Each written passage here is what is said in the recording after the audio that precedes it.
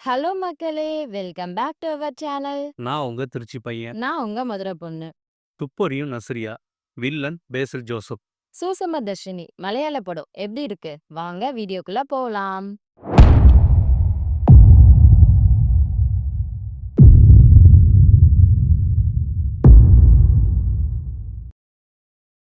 Nazriya basically இந்த படத்துல microbiology முடிச்சுட்டு கல்யாணம் ஆகி குழந்தை குட்டின்னு செட்டில் ஆன ஒரு துரு ஆர்வக்கோளாறு கேரக்டருங்க. ஹஸ்பண்ட், ஃபேமிலின்னு ஜாலியா இருந்தாலும், ஹஸ்பண்ட் வேலைக்கு போனதும் வீட்ல வெட்டியா இருக்கது அவங்களுக்கு போர் அடிக்குது. ஸோ அக்கம் பக்கம் அடுத்த வீட்டு கதைகள காசிப் கேட்கறதுல ஆர்வமா இருக்காங்க. அதுக்காக வாட்ஸ்அப் குரூப்பும் கிரியேட் பண்ணி அதுல அரட்டை அடிச்சிட்டு இருக்காங்க. இந்த சமயத்துல பேசில் ஜோசப் அவங்க அம்மாவோட நஸ்ரியா இருக்க பக்கத்து வீட்டுக்கு குடி வராரு. நாமளா இருந்தா என்ன பண்ணுவோம்? எதித்த வீட்ல ஏதாவது ஃபீவர் வந்தா சைட் அடிப்போம். இல்லையா எவன் எக்கெடுக்கெட்டு போனா என்ன? அப்புட்ன்னு நம்ம பாட்டுக்கு நம்ம பொழப்ப பார்த்துட்டு போவோம். ஆனா நஸ்ரியா தான் அப்படி இல்லையே! படத்துல ஆர்வக்கோளாறு கேரக்டர் ஆச்சே! வேலை வெட்டி வேற இல்ல. ஸோ அடுத்த வீட்டு விஷயங்கள தெரிஞ்சுக்க ஆர்வம். அடுத்த வீட்டு விஷயத்துல மூக்க நுழைச்சிட்டு இருக்காங்க. அதனால மேடம் என்ன பண்றாங்கன்னா, பேசில் ஜோசப்ப வாட்ச் பண்ண ஆரம்பிக்கிறாங்க. அப்படி வாட்ச் பண்ணும்போது, அவரோட ஆக்டிவிட்டிலாம் ஒரு மாதிரி இருக்கு. இந்த சமயத்துல பேசில் ஜோசப் அம்மா காணாம போக, சரிதான் நாம நினைச்சது கரெக்ட் தான். நாம தான் இந்த அம்மாவ கண்டுபிடிக்கணும் அப்படின்னு துப்பறியும் சாம்பு போல மேடம் களத்துல இறங்குறாங்க. பேசில் ஜோசப் அம்மா கிடைச்சாங்களா இல்லையான்னு த்ரில்லர் அண்ட் ட்விஸ்டோட சொல்றதுதான் இந்த படம். கிட்டத்தட்ட 4, 5 வருஷம் கழிச்சு நஸ்ரியா மலையாள படத்துல நடிக்கிறாங்க. அவங்களுக்கு இது சரியான கம்பேக் படம் தான் சொல்லணும். நஸ்ரியா அருமையா நடிச்சிருக்காங்க. வேலைக்கு போகணுமேன்னு ஃபீல் பண்ணிட்டு இருக்க ஒய்ஃப் மாடுலேஷன், அந்த மாடுலேஷன்ல செம்மையா நடிச்சிருக்காங்க.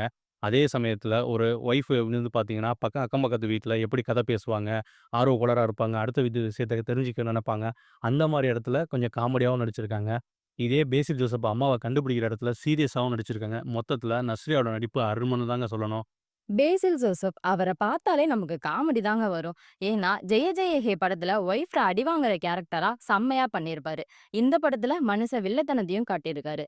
நஸ்ரியா அண்ட் பேசில் ஜோசப் தான் படத்துல மெயின். இவங்கள தவிர நஸ்ரியா ஹஸ்பண்டா வரவரு, பக்கத்து வீட்டுக்காரவங்களா வர லேடி கேரக்டர் அங்கங்க எல்லாருமே நல்லா நடிச்சிருக்காங்க. படத்தோட ப்ளஸ்ஸு ட்விஸ்ட் அண்ட் த்ரில்லர் தாங்க.